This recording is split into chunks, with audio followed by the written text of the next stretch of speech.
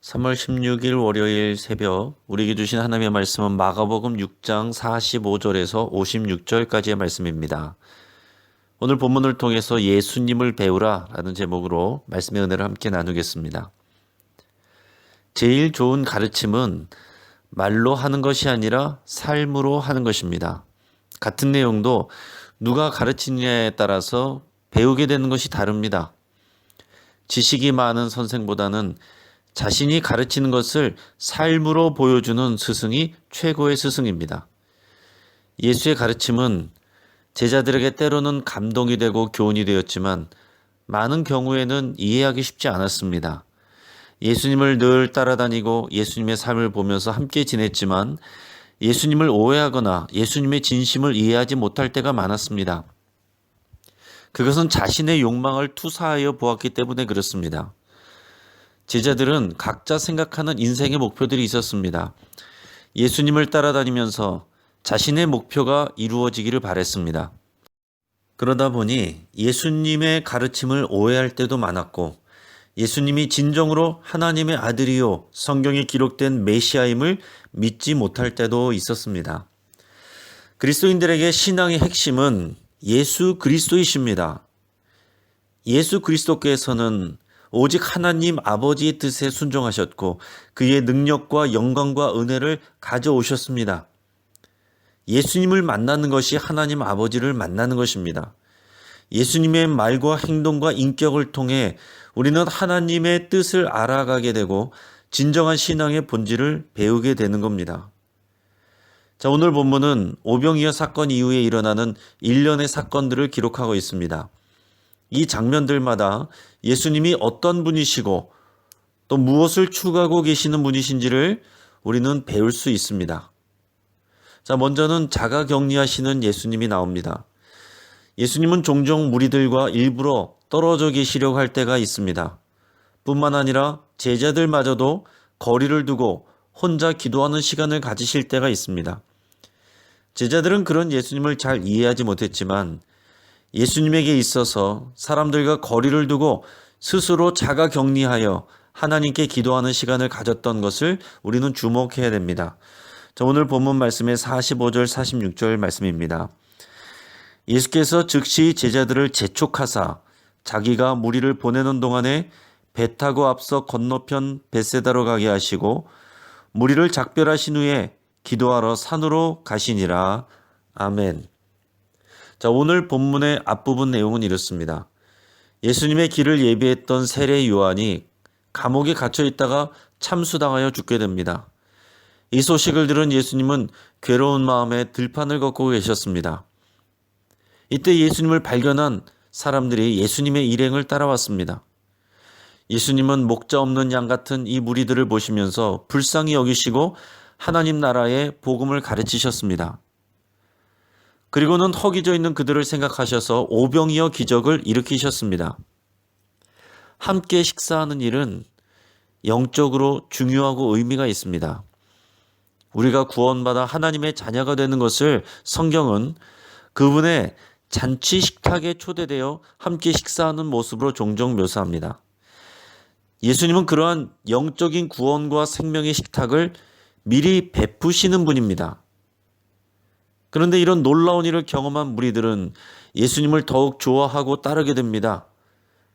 그런데 거기서 멈추지 아니하고 예수님을 왕으로 삼자고 하는 사람들도 많이 있었습니다. 그러자 예수님은 서둘러 제자들을 재촉하셔서 먼저 배를 타고 건너편으로 건너가게 하십니다. 그리고 예수님은 남아서 무리들과 작별하시고 그들을 집으로 돌려보내셨습니다. 그리고는 곧바로 제자들을 따라가신 것이 아니라 예수님은 무리들과 헤어진 후에 혼자 산으로 올라가셔서 기도하셨습니다. 예수님에게는 이렇게 사람들과 떨어져서 하나님과 독대하는 시간이 매우 중요했습니다. 이 기도는 하나님께 무엇을 간구하여 얻어내려는 기도가 아닙니다. 예수님이 이 땅에 왜 오셨고 무엇을 하셔야 하는지 다시 마음에 새기고 하나님의 뜻을 확인하는 시간이고 그러한 기도입니다.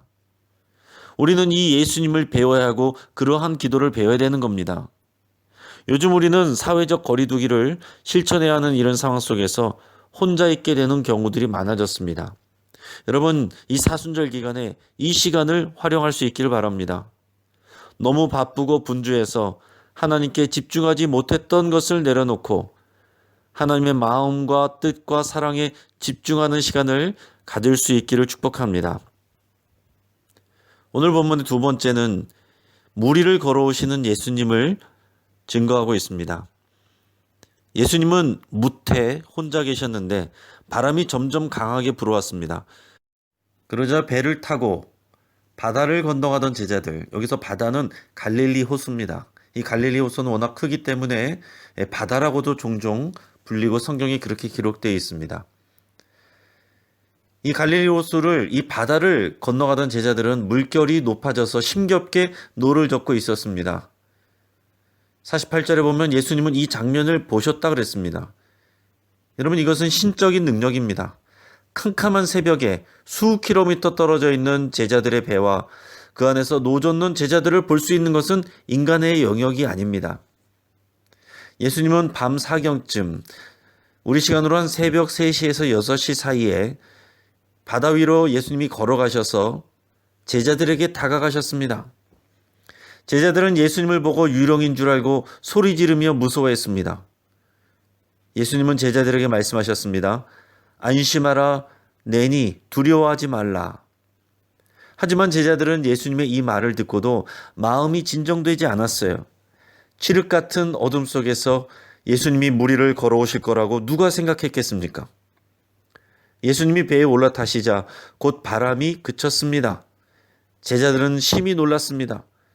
그런데 이 놀람은 예수님이 누구이신지를 분명히 알고 경외하는 그런 놀람이 아니라 그저 부족한 믿음으로 놀라고 두려워하는 것입니다. 마가복음은 이 제자들에 대해서 52절에 그 마음이 둔하여졌음이니라 라고 평가하고 있습니다. 몇 시간 전에 오병이어 사건을 행하신 예수님의 권능을 보았으면서도 예수님이 누구신지에 대해서 깨닫지 못하고 있는 것입니다. 구약 성경에서 하나님은 종종 바다를 다스리시고 밟으시는 분으로 묘사됩니다. 욥기 9장 8절에 보면 그가 홀로 하늘을 펴시며 바다 물결을 밟으시며 이렇게 기록이 되어 있습니다.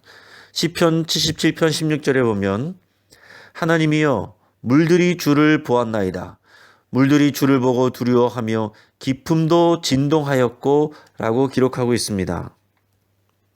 바다는 사탄의 세력을 상징하는데 물을 밟고 다스린다는 것은, 이 바다를 밟고 다스린다는 것은 하나님의 권능을 나타내는 것입니다. 자, 예수님은 단지 제자들을 놀래주려고 하신 것이 아니라 성경에 기록된 이런 하나님의 권능자임을 나타내 보여주시는 겁니다. 우리가 두려워하는 모든 것들은 바다로 묘사할 수 있습니다. 그 어떤 것이든 이 바다에 포함됩니다. 여러분, 이것을 기억하고 배울 수 있기를 바랍니다. 예수님은 이 두려움의 바다를 밟으시고 다스리시는 메시아이십니다. 자, 마지막으로 병자를 고치시는 예수님을 보여주고 있습니다. 배를 타고 이 바다, 갈릴리 호수를 건너가신 예수님을 알아본 이 게네사렛 동네 사람들이 예수님께 치유받기 위해서 나왔습니다. 어떤 이들은 병든 자를 침상째로 메고 찾아왔습니다. 예수님이 가시는 곳에서는 수많은 사람들이 치유를 받기 위해 예수님을 따라다녔습니다. 그리고 치유를 받기 위해서 예수님의 옷에 손이라도 댈 수 있도록 구하였고 예수님은 허락하셨습니다. 그렇게 예수님의 옷에 손을 댄 사람마다 다 치유함을 받았다라고 기록되어 있습니다. 여러분, 예수님의 삶을 따라가시겠습니까? 예수님의 마음은 늘 가난하고 병든 자들을 향해 있었습니다. 그러나 제자들은 부유하고 권력이 있고 건강한 사람들과 교제하고 싶은 마음이 컸을 것입니다. 이번 코로나19 사태가 생기자 어떤 이들은 마스크를 사재기 위해서 돈 벌 생각을 했습니다. 반면에 어떤 이들은 고통하는 사람들을 위해서 대구 경북 지역으로 자원하여 의료봉사를 가고 지원봉사를 하고 있습니다. 우리가 예수님의 제자가 되려면 예수님을 배워야 됩니다. 예수님의 마음이 어떤 사람들에게 집중되어 있는지를 배우고 따를 때 진정한 그리스도인이 되고 제자가 되는 것입니다. 여러분, 이제 말씀을 맺겠습니다.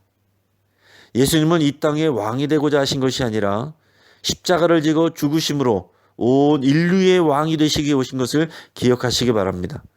현실 속에서 많은 사람들의 인기와 바램을 따라가다 보면 그 사명을 잊어버리기가 쉽습니다. 사명에 집중하기 위해 예수님은 자주 사람들과 떨어져 자가 격리하시고 하나님께 기도하셨습니다. 또 예수님은 바다를 밟으시고 다스리는 그런 하나님이십니다.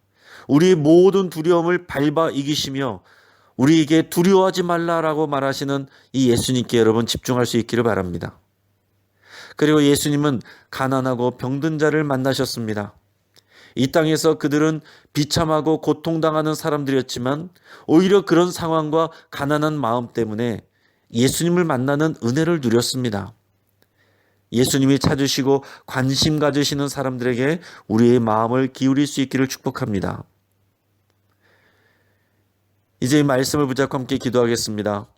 탐욕과 정욕을 십자가에 못 박고 예수님을 따라가는 제자도의 삶을 살기로 여러분 함께 결단하겠습니다. 우리의 모든 두려움과 위협을 밟으시고 다스리시는 예수님을 의지하며 믿음과 담대함을 부어주시도록 함께 기도하겠습니다. 우리의 연약함이 주님을 만나는 통로가 되는 것을 기억하고 감사할 수 있길 바랍니다. 또한 연약하고 병든 자에게 마음을 주시는 이 예수님을 배우기로 결단하며 기도할 수 있길 바랍니다.